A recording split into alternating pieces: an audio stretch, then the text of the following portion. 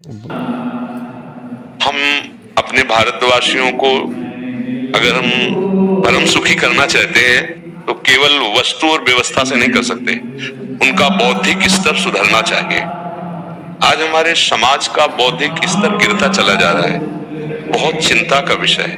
हम सुविधाएं दे देंगे, हम विविध प्रकार की भोग सामग्रियां दे देंगे, लेकिन उनके हृदय की जो मलिनता है, जो हिंसात्मक वृत्ति है, जो अपवित्र बुद्धि है, ये जब तक ठीक नहीं होगी तब तक हमारा देश धार्मिक देश है, हमारे यहाँ धर्म की प्रधानता है। तो इसी बात को बार बार हम सबसे निवेदन करते हैं कि ये जो हमारी नई पीढ़ी है, इसी से हमारे राष्ट्र की रक्षा करने वाले प्रकट होते हैं। जो विद्यार्थी जन है, उन्हीं में कोई एमएलए बनता है, उन्हीं में कोई सांसद बनता है, उन्हीं में कोई मुख्यमंत्री बनता है, उन्हीं में कोई राष्ट्रपति या प्रधानमंत्री बनता है, उन्हीं में अपने लोग भी सब थे। अब हमारी शिक्षा केवल आधुनिकता का स्वरूप लेती जाए और व्यभिचार प्रवृत्ति, व्यसन प्रवृत्ति, हिंसा प्रवृत्ति, ये नई पीढ़ी में देखकर बहुत असंतोष हृदय में होता है। इसीलिए कितनी भी शरीर में पीड़ा हो, हम प्रयास करते हैं जितने से जितने सामने हमारे भगवत स्वरूप जन आते हैं, पहले बुद्धि शुद्ध होनी चाहिए। मयि वो मन आदत स्व मई बुद्धि में निवेश है, तो निवशिष्यति मयि वह अक्रूरधम संशया, मेरे में ही निवास करेगा, अर्थात भगवदानंद में। अविनाशी जीव कभी भोग विलास में तृप्त हो ही नहीं सकता।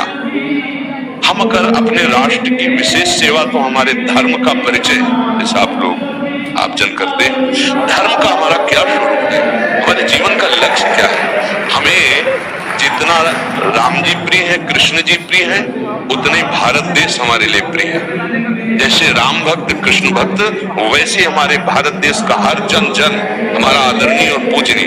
पर अब जो मानसिकताएं बन रही है, वो हमारे धर्म और हमारे देश के लिए लाभदायक नहीं होगी। व्यसन का इतना बढ़ता स्वरूप, व्यभिचार का इतना बढ़ता स्वरूप, हिंसा का इतना बढ़ता स्वरूप, ये बहुत ही विपत्तिजनक है। अगर ये बढ़ता रहा तो हम विविध प्रकार की सुख सुविधाएं देने पर भी अपने देशवासियों को सुखी नहीं कर पाएंगे, क्योंकि सुख का स्वरूप विचार से होता है। सुख और दुख की स्थिति सत्य नहीं है, आगमा पाइनो अनित्यास, लेकिन हमारा विचार हमारा गंदा हो रहा है। बस हमारा उद्देश्य यही है कि हमारे देशवासियों का विचार शुद्ध होना चाहिए। अगर विचार शुद्ध है तो राष्ट्र प्रियता, जन सेवा, समाज सेवा, ये सब स्वाभाविक होने लगेगा। और विचार अशुद्ध है तो सुविधाएं बहुत है, उनका दुरुपयोग हो रहा है। तो बस आप सबसे बड़े बड़े जो उपदेष्टा जन हैं, जो बड़े बड़े धर्म की रक्षा के लिए भगवान ने जिनको भेजा है, उन सबसे यही प्रार्थना है कि सब व्यवस्था करते हुए हमारे देशवासियों की बुद्धि अध्यात्म को समझे। बिना अध्यात्म को समझे दुख सुख की समानता बिना के परम सुख का अनुभव हो ही नहीं सकता। इस मायाकृत भोग पदार्थों को भगवान ने दुख योनिया कहा है। मानो एक बोर्ड लगा दिया, दुखालयम अशाश्वतम। और हम सब यही चाहते हैं कि लौकिक भोगों को भोगने से ही हमारा राष्ट्र सुखी हो जाएगा या हम सुखी हो जाएंगे। नहीं, लौकिक भोगों को पूजन सामग्री बना करके और साध्य सच्चिदानंद प्रभु को रखा जाए तो आनंद की उमंगन हो जाएगी। बहुत सुंदर मानव जीवन का स्वरूप है, जिसे देव दुर्लभ कहा गया। दुर्लभो मानुषो देवो, लेकिन क्या दुर्लभता शब्द स्पर्श रूप रस गंध इन्हीं विषय के भोगने की या इन्हीं सुविधाओं के लिए दुर्लभ कहा गया?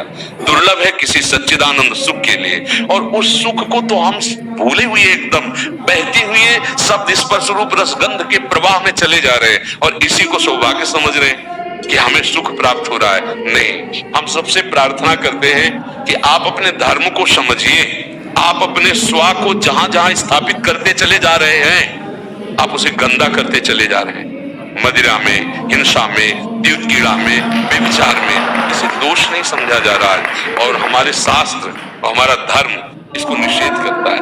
कलयुग की स्थिति बताई गई है। छोटे छोटे बच्चे व्यसन करने में लग गए, आज स्कूली विद्यार्थी जिनको ब्रह्मचर्य से पुष्ट होना चाहिए, वो ब्रह्मचर्य नष्ट कर रहे हैं। बड़ा चिंता का विषय है। हमारे देश के लिए जो जवान चाहिए, हमारे देश के लिए जो भक्ति चाहिए, उसमें बुद्धि और शरीर बल दोनों होना चाहिए। शरीर बल क्षीण हो रहा है क्योंकि व्यभिचार प्रवृत्ति में बहुत कमजोर अवस्था में, जैसे गेहूं की फसल है और गलेथ में काट ली जाए तो न दाना मिलेगा न सही भूस मिलेगा, ऐसे ही 20 वर्ष की अवस्था तक यदि ब्रह्मचर्य नष्ट कर दिया जाए तो वो गृहस्थ के योग्य भी नहीं रह सकता। राष्ट्र सेवा की क्या बात है।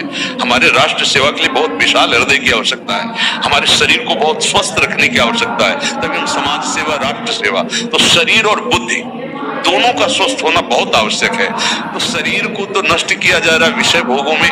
लोग समझने लगे कि मांस खाने से हमारा स्वास्थ्य अच्छा रहेगा, हम बलवान बनेंगे। अध्यात्म बल नहीं तो तेरे शरीर की चर्बी बढ़ा ले, लेकिन तू न काम पर विजय प्राप्त कर सकता, न क्रोध पर, न लोभ पर, न मोह पर, न हिंसा पर। फिर क्या जीवन।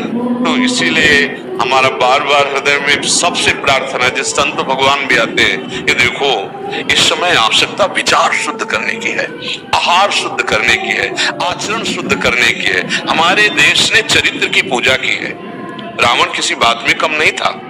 आज भी कोई शिव अगर अभिषेक होता है तो तांडव स्तोत्र उसी का गाया जाता है। जटाटवी गलत ज्वल प्रभा पावित स्थले। ऐसा विद्वान और ऐसा बलवान जो 20 बार जैसे झूला आराध्य देव को झुलाया जाए, ऐसे महादेव सहित पार्वती को बाजुओं पे झुलाया, वो महाबली चरित्रहीन हो गया तो अपने देशवासियों ने राक्षस कह दिया उसको। चरित्र, आज हम चरित्र पर ध्यान ही नहीं दे रहे। चरित्र बेचना मतलब कोई समझ में नहीं आ रहा। छोटे छोटे बच्चे चरित्रहीन हो रहे हैं। हमारा राष्ट्र संकट में पड़ जाएगा अगर हमारे बच्चे व्यवस्थित नहीं हुए, उनकी बुद्धि शुद्ध नहीं हुई, उनका स्वास्थ्य ठीक नहीं रहा। कौन आगे चल कर के, यही पीढ़ी तो है ना, इन्हीं में से तो निकलते हैं हमारे राष्ट्र भक्त, भगवत भक्त, देश सेवी। तो सबसे यही प्रार्थना है कि हमारे नई पीढ़ी को सुधारा जाए।